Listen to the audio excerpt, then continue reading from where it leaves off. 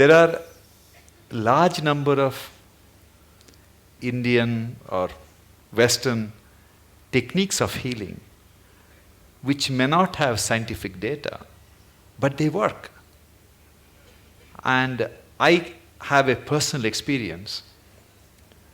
Many years ago, my wife developed lower backache. It was intense pain, excruciating pain. As usual, I took her to a neurologist.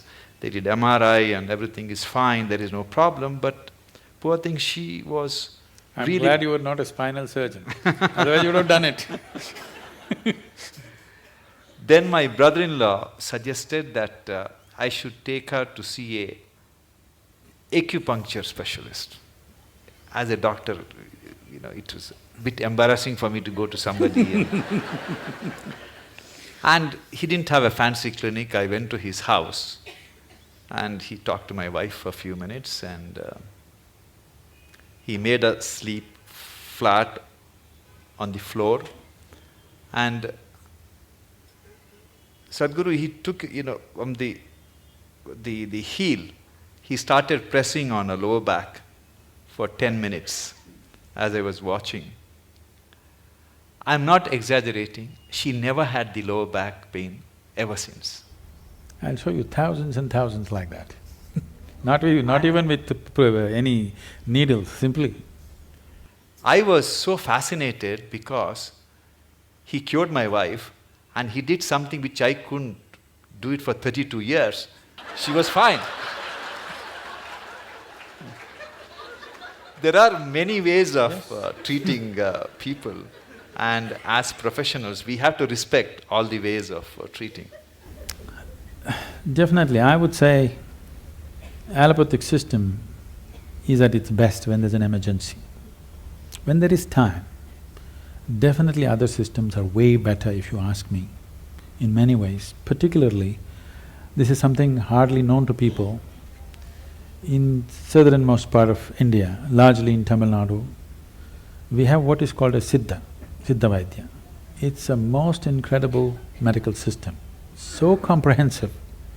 There are over 300,000 formulations. I don't think even modern pharmacopoeia has that. Over 300,000 formulations elaborately written down. And the fundamental difference between Ayurveda and Siddha is, Ayurveda is herb-based, Siddha is elemental. The only thing is, the skill level that it demands from the doctor is a challenge in modern world. This is something that you have to live, then only it works. The person who administers it is as important as what is administered. Who administers it? You're talking about touch, so who administers it is important, not just what is administered. But the nature of modern medicine is, you write a prescription, some chemist who knows nothing about it gives it, and they take it. It's only purely chemical and it works. But when there are chronic ailments, if there is infection, killing it with whatever, chemical bombing it is the way to do it. But when you're generating an illness from within, correcting it from within is most important. If there's an emergency, you have to intervene more aggressively, that's different. But these systems have such a comprehensive knowledge about health and well-being.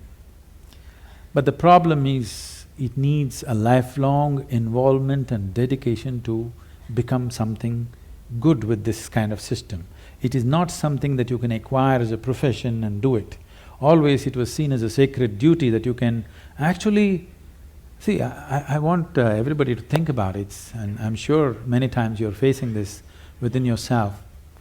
It is not a prescription, it is not a surgery, it is not something. It's a person's life, whether he lives or dies. I mean, your existence, it's not a… it is not a case, it is not a statistic. For that person, it is the only life that he has. This needs far more deeper attention than just being handled as a profession. I think that sense of dedication and involvement, individual doctors might have grown into it, but still that's not there as a culture, that is not there It should not be seen as a profession, that's what I'm saying. Yes, of course, monetary requirements are there, that will happen, that's a different thing. But first of all, it must be seen as a certain commitment and a certain privilege that you are able to either end or extend somebody's life is not a small privilege.